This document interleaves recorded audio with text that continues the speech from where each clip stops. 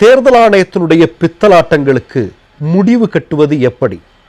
இது இன்றைக்கு இந்தியாவில் இருக்கக்கூடிய எல்லோரும் யோசிச்சுட்டு இருக்கிற விஷயம். முடிவு கட்டி இருக்கிறார்கள். மேற்கு வங்கத்தை சார்ந்த திரிணாமுல் காங்கிரஸ் கட்சியை சார்ந்த தலைவர்கள். மம்தா பானர்ஜி இனிமேல் இதுபோன்ற பித்தலாட்டங்களை நாங்கள் ஒருபோதும் அமல்படுத்துவதற்கு அனுமதிக்க மாட்டோம் என்பதற்காக ஒரு செயலை செய்திருக்கிறார்கள். அது இந்திய அரசியலில் மிகப்பெரிய பரபரப்பை ஏற்படுத்தி இருக்கிறது. மேற்கு வங்கத்தில் 56,867 போலி வாக்காளர்களை சேர்ப்பதற்கான பாஜகவினுடைய திட்டத்தை எதிர்த்து திரிணாமுல் காங்கிரஸ் கட்சியை சார்ந்தவர்கள் அந்த ஃபார்ம் 7 ஒன்று இருக்கு இல்லையா, அந்த ஃபார்ம் 7 என்று சொல்லக்கூடிய அந்த படிவத்தை, அது எத்தனை படிவம், 56,867 படிவத்தை தேர்தல் ஆணையத்தினுடைய நபர்களின் முன்னாடியே எரித்து சாம்பலாக்கி இருக்கிறார்கள். இப்போ உங்களுக்கு ஃபார்ம் 7 அப்படின்னா என்ன அப்படின்னு நிறைய பேருக்கு தெரிஞ்சிருக்கலாம். தெரியாதவங்களுக்காக ஒரு விஷயம் சொல்கிறேன்.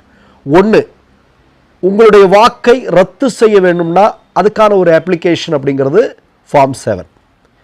இப்போது ஓட் லிஸ்டில் உங்கள் பேரை சேர்க்கறதுக்கு, எதிர்ப்பு தெரிவிக்கிறதுக்கு இந்த ஃபார்ம் 7 நம்ம பயன்படுத்த முடியும். இப்போ உங்களுக்கு எல்லாருக்கும் நல்லா தெரியும், மேற்கு வங்கத்தில் முர்ஷிதாபாத் என்று சொல்லக்கூடிய மாவட்டம், இந்த மாவட்டத்தில் ஒரு மிக முக்கியமான லபாக் என்று சொல்லக்கூடிய பகுதி. இந்த பகுதியில் ஏராளமான இஸ்லாமிய மக்கள் இருக்கிறார்கள். ஆனால் அந்த தொகுதியே இஸ்லாமியர்கள் ரொம்ப பெரிய, அவர்கள் யாரை நினைக்கிறாங்களோ அவங்க தான் வெற்றி பெற முடியும். தொடர்ச்சியாக திரிணாமுல் காங்கிரஸிற்கு வெற்றியை கொடுத்து கொண்டிருக்கக்கூடிய ஒரு மிக முக்கியமான இடம்.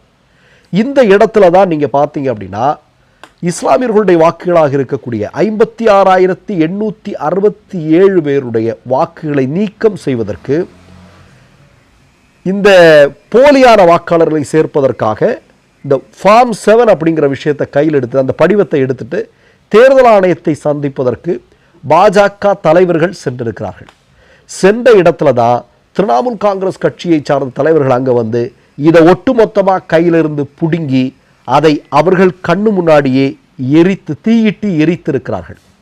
இந்த சம்பவம் நீங்கள் பார்த்தீங்க அப்படின்னா பெரும்பாலான ஊடகங்கள் சொல்லலை. இப்போ நமக்கு எல்லாருக்கும் தெரியும், ராகுல் காந்தி சொல்கிறாரு. என்ன சொல்கிறாரு?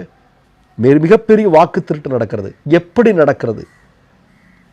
பெங்களூர்லேருந்து, கர்நாடகாவிலிருந்து இன்றைக்கு ஹரியானா, மகாராஷ்டிரா வரையிலும் அவர் அம்பலப்படுத்துகிறார். சமீபத்தில் கூட மகாராஷ்டிராவினுடைய உள்ளாட்சி தேர்தலில் கூட மார்க்கர் வைக்கப்பட்ட விஷயத்தை கூட அவர் சுட்டி காட்டியிருந்தார். தொடர்ந்து பேசி கொண்டிருக்கிறார். ஆனால் பேசுறது தான் மட்டும்தான் நடக்குது.